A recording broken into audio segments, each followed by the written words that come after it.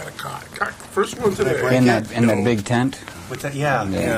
I remember that was pretty intense. What did you guys think of that?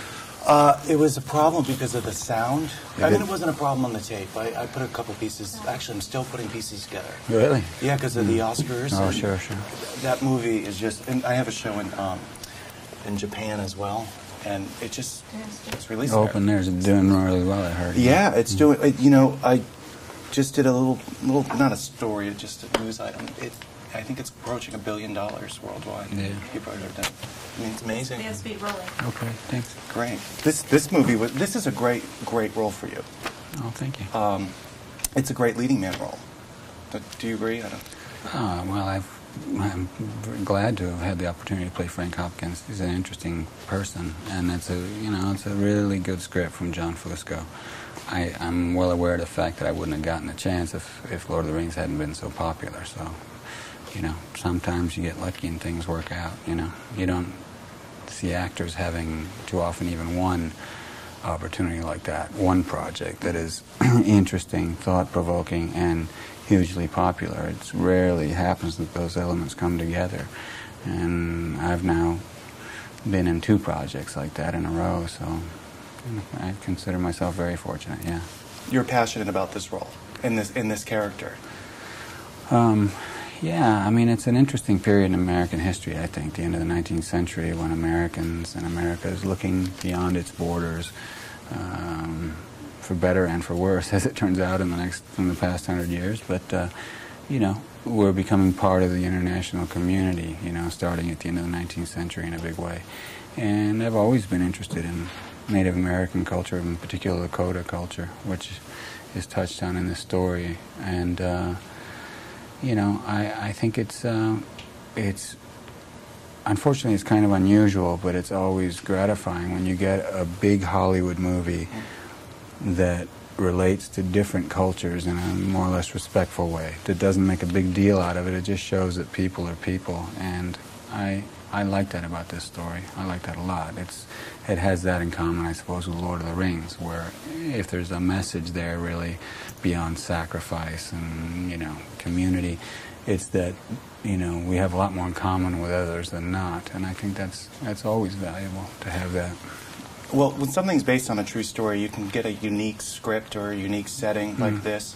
It's a Western, but it's mostly, it takes place in Saudi Arabia, which you never really have seen that before. Yeah, I mean, it's an ordeal, a big challenge.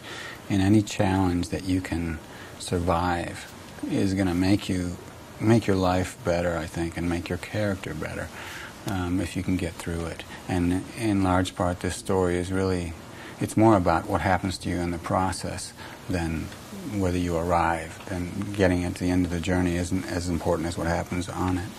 And obviously it was fun to be in all these far-flung places, to be in the middle of the Sahara Desert on a paint horse in the middle of nowhere. I mean, it's amazing. A beautiful, beautiful country to be in those places in South Dakota, to see and feel how seriously the Lakota people took the reenactment of the massacre at Wounded Knee, or the ghost dancing and the singing.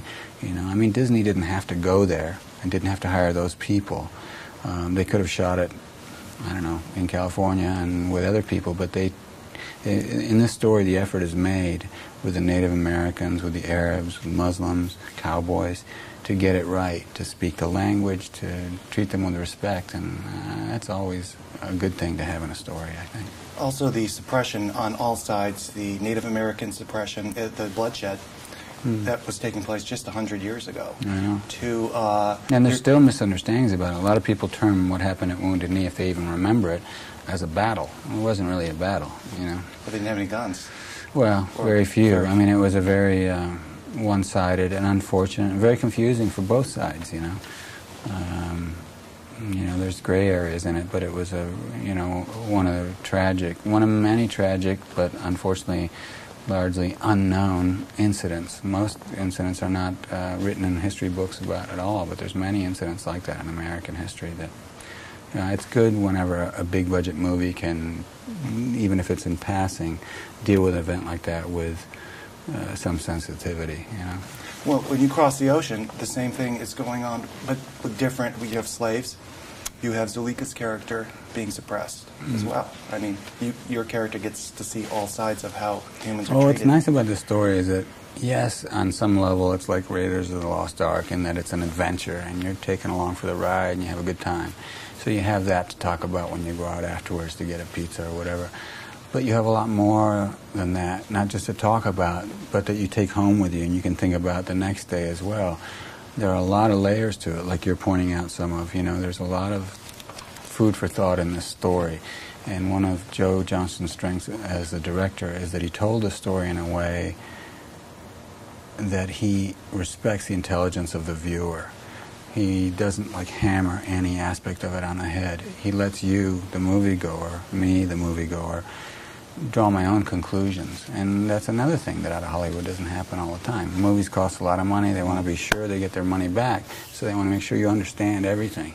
And it's nice when a studio allows a story to just breathe and tell you what it's about. We've been wrapped. Congratulations. Good to see you again.